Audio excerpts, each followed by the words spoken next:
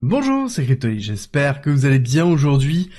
Peu de mouvement au niveau du cours, on est en train de consolider, mais par contre il se passe des folies au niveau de notre écosystème, au niveau de la crypto-monnaie, et surtout au niveau des exchanges, on a une guerre qui est plus ou moins ouverte avec Hyperliquid et les exchanges centralisés comme Binance et OKX.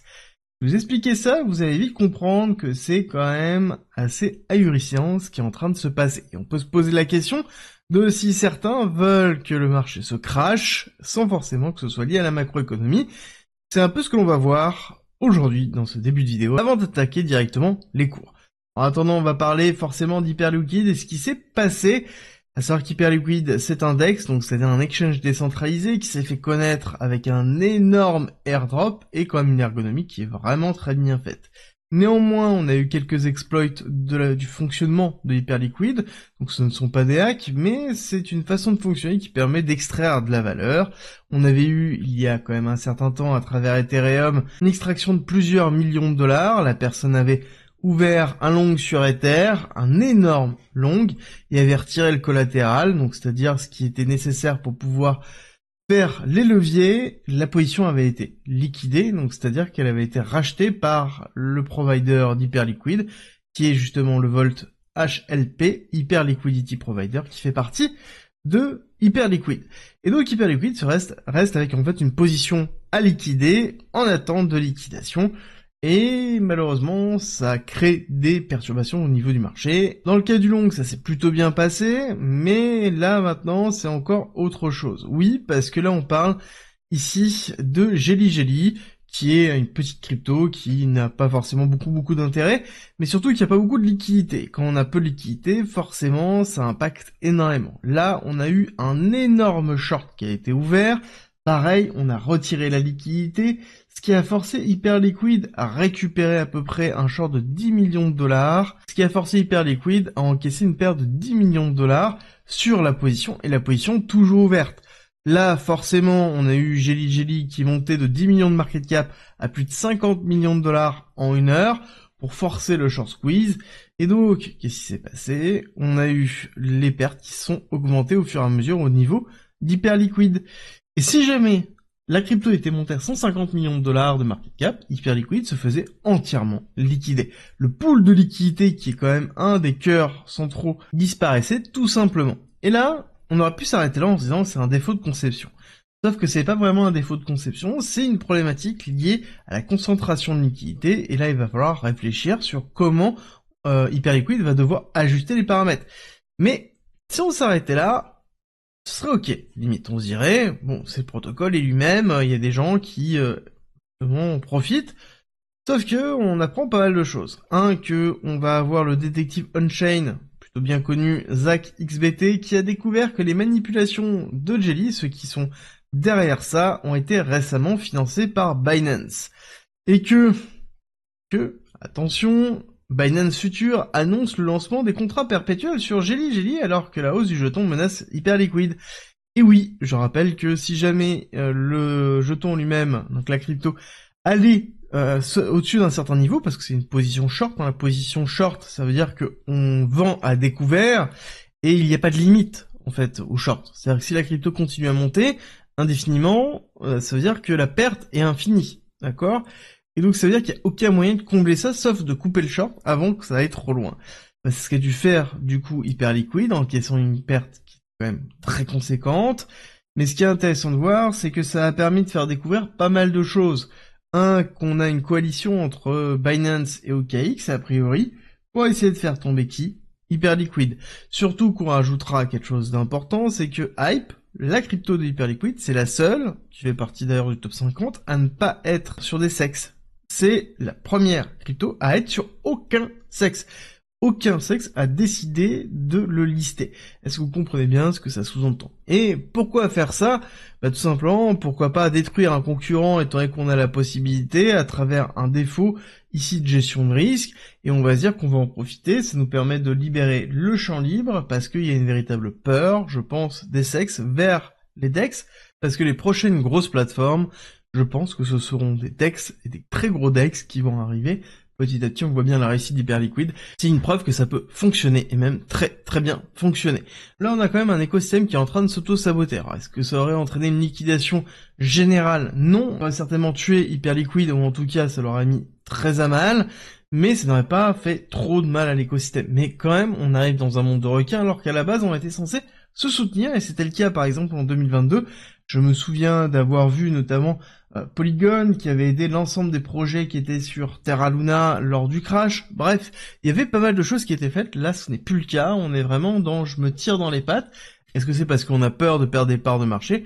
Oui, mais je rappelle juste que Binance, sous ses aides à l'époque de 2022 et 2023, disait justement que le but c'était pas d'aller chercher les parts de l'autre, mais de faire grossir le gâteau. Est-ce que ça c'est terminé? Le gâteau est suffisamment grossi? Je ne sais pas. Dites-moi ce que vous en pensez en tout cas en commentaire. En tout cas, personnellement, je trouve ça n'importe quoi. On aurait dû justement construire ensemble et non pas faire quelque chose d'à part. Rien n'empêche les sexes de faire des DEX. Ils ont les moyens, ils ont la capacité et ils ont le financement. En attendant, ce qui est sûr, c'est que la meilleure crypto du moment qui sort partout et qui réussit partout, c'est le stablecoin. Le Wyoming est en train et va lancer, un stablecoin de l'État. Voilà. Pourquoi? On ne sait pas, mais en tout cas, ça va être effectué. On va avoir un stablecoin qui sera émis par le Wyoming. Pourquoi? Parce que forcément c'est rentable. Est-ce qu'il y aura une véritable utilisation? Je ne pense pas. Et ça commence quand même à devenir la foire d'empoigne parce que tout le monde lance son stablecoin. Ça commence à devenir une nouvelle mode. C'est même pire que les mêmes coins à surveiller. Bon, ce truc c'est que normalement c'est censé être stable, hein, donc on n'est pas censé pouvoir faire de la spéculation dessus. Est-ce que c'est bien, pas bien, je sais pas. Mais en tout cas, on commence à avoir un peu tout et n'importe quoi sur la sphère autour des stablecoins. En attendant, on continue avec le président Trump qui annonce 25% de taxes douanières sur toutes les voitures qui ne sont pas faites aux USA. Alors là, forcément, on s'y attendait, ça fait un certain temps, mais ça veut dire quoi concrètement? Ça veut dire qu'il va y avoir une augmentation du prix des voitures aux USA pour toutes les voitures qui ne sont pas américaines. Mais ça veut aussi dire que les constructeurs, s'ils veulent vendre aux USA, qui a un énorme marché, vont devoir créer des usines aux USA. D'accord? C'est vraiment ça, le message qui est, c'est venez installer vos usines aux USA. Et quand on regarde la politique business friendly qu'on peut retrouver par exemple au Texas, ou globalement quand vous venez vous installer, on vous dit vous inquiétez pas les impôts pendant 2-3 ans, vous les voyez pas, vous inquiétez pas pour l'électricité sur 2-3 ans, on s'occupe de tout, allez-y, venez. On peut se poser des questions s'il n'y aura pas une forme de relocalisation de certaines usines, et même de nombreuses usines, aux USA, et est-ce que oui ou non ça va marcher?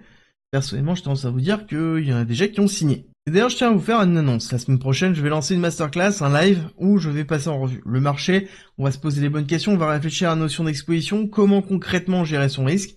Pour vous inscrire, c'est simple, il faut que vous soyez dans la communauté privée gratuite. C'est en commentaire en description, vous allez retrouver de la formation, d'autres lives, et le live de la semaine prochaine, qui va être très intense et très important, je pense, au vu du marché que l'on a en ce moment. C'est en commentaire en description. En attendant, nous avons des grosses nouvelles aujourd'hui.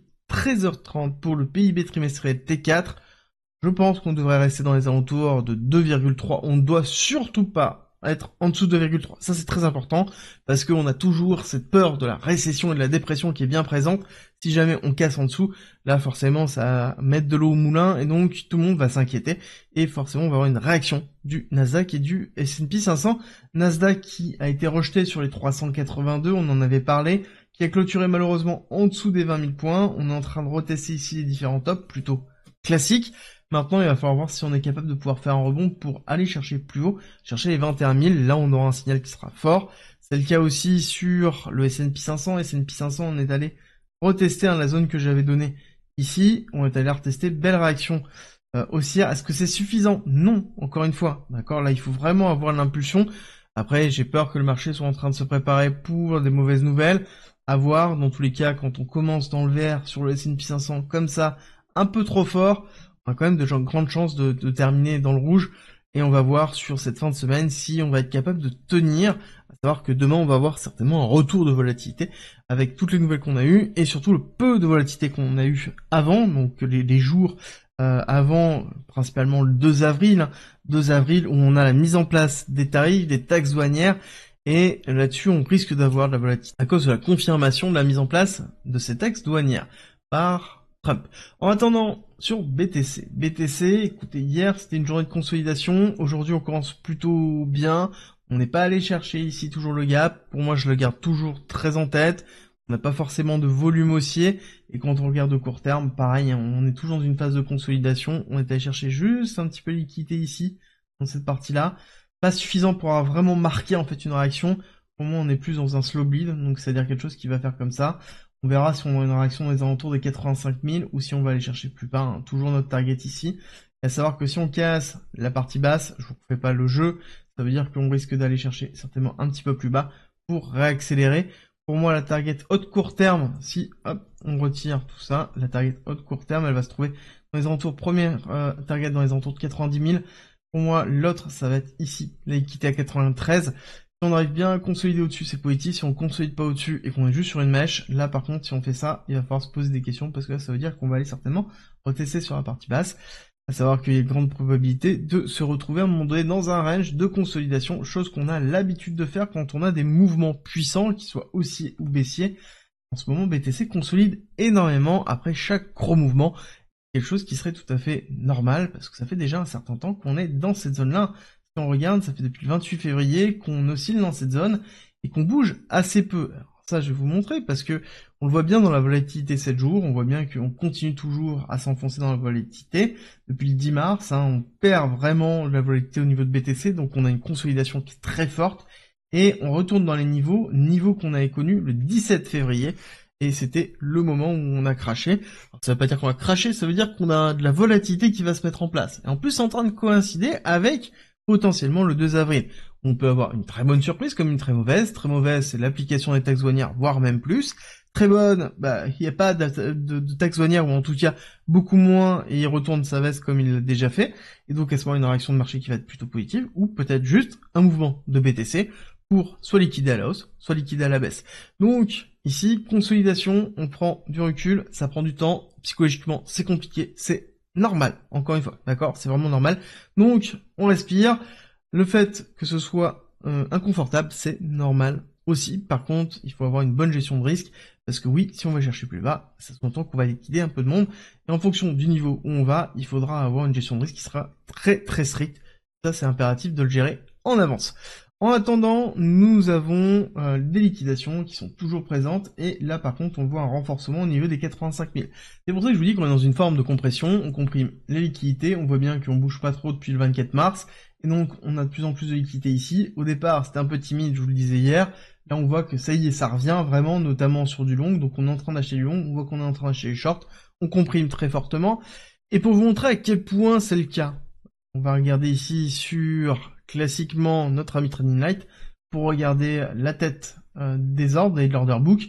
On voit quoi? On voit que c'est blindé en fait. C'est blindé depuis le 25 mars. Que ce soit à la hausse, que ce soit à la baisse, en fait on est en train de vendre et d'acheter systématiquement. Et quand on dézoome un petit peu pour voir l'état du marché, on n'avait pas eu ça avant depuis très longtemps en fait. D'accord? Donc on voit bien que là on est en train de jouer court terme majoritairement, pas long terme. Les liquidations, c'est pareil, sont des liquidations qui sont court terme, pas long terme. Donc ça veut dire qu'on risque d'avoir une purge en fait de ça, et ça peut être très bien une purge en mode saloon. Donc c'est-à-dire purge sur le bas, purge sur le haut, et après on retourne dans la zone, d'accord? Donc ça, il faut pas s'alerter, il faut surtout bien comprendre les mécanismes que l'on aura de ce côté-là. Le petit point, moi, qui me titille en ce moment, et ça fait, j'avais une confirmation hier, mais j'attendais vraiment avoir une confirmation aujourd'hui, c'est on a un petit décalage entre le CME, donc c'est-à-dire l'open interest qui se trouve sur les futurs des institutionnels, donc le Chicago Mercantile Exchange, sur BTC principalement, et le prix. On a un prix qui consolide, qui pousse, et à côté on a un CME qui chute. Alors le CME, c'est vraiment l'open interest qui est sur le CME, donc ça veut dire que c'est soit les positions futures, soit les positions short. Sauf que là, quand on regarde l'état général, les positions sont quand même un petit peu plus longues, donc ça veut dire qu'on a des personnes qui sont en train de couper leur longue petit à petit. Est-ce qu'on attend justement un chamboulement au niveau de la macroéconomie pour faire chuter? Peut-être, généralement, quand j'ai une divergence comme ça, je surveille de près en fait les différents momentum. Si la divergence continue à s'accentuer et que je vois d'autres divergences qui renforcent celle-ci, à ce moment-là, on aura peut-être une indication sur l'évolution du cours. En attendant, on achète toujours en longue et en spot sur Bitcoin, ce qui est plutôt positif, 89 millions de dollars hier. Alors, on voit que c'est des petits montants, hein, mais on a repris du positif depuis le 14 mars, alors qu'on est sorti d'une période de négatif depuis très longtemps. Donc, c'est positif, ça veut dire qu'il y a un retour des liquidités. Est-ce que c'est suffisant pour compenser? Non, pas du tout. Je vous montre ici l'état et l'état maintenant. on voit bien l'écart, on a perdu 40, 40, on est à 36. Voilà, pour vous montrer la différence, on a quand même perdu beaucoup, mais on est en train de remonter petit à petit. De ce côté-là, on a un intérêt où les gens se reposent des questions sur l'intérêt de Bitcoin. Est-ce que c'est suffisant? Non, mais en tout cas, ça montre qu'on a arrêté le slow bleed, on a arrêté la perte sèche, on a arrêté du coup la gestion active. Ça renforce bien ici l'idée qu'on avait eue à un moment donné que la sortie de capitaux qu'on avait sur les actions et en même temps sur Bitcoin et sur les ETF, c'était bien un réajustement du risque sur les différents gros acteurs, ce qui est en même temps normal et qui est quelque chose que l'on voit assez régulièrement quand on a un shift qui était non pricé en amont, qui était notamment Donald Trump avec les taxes douanières dès le début de mandat, dès le premier jour quasiment. Donc forcément ça a impacté très fort et on voit bien la respiration qu'on est en train d'avoir maintenant. La question qu'il faut se poser, c'est est-ce que cette consolidation est le signe d'un redépart ou est-ce que c'est une consolidation, avoir une continuité baissière? Et ça malheureusement, nous n'avons pas encore la décision, nous n'avons pas encore les informations nécessaires pour le déterminer. On a des zones clés, et de toute façon dans tous les cas, on le traitera ensemble. Et si vous avez aimé cette vidéo, n'oubliez pas avant de partir, likez et surtout, abonnez-vous et on se retrouve très vite.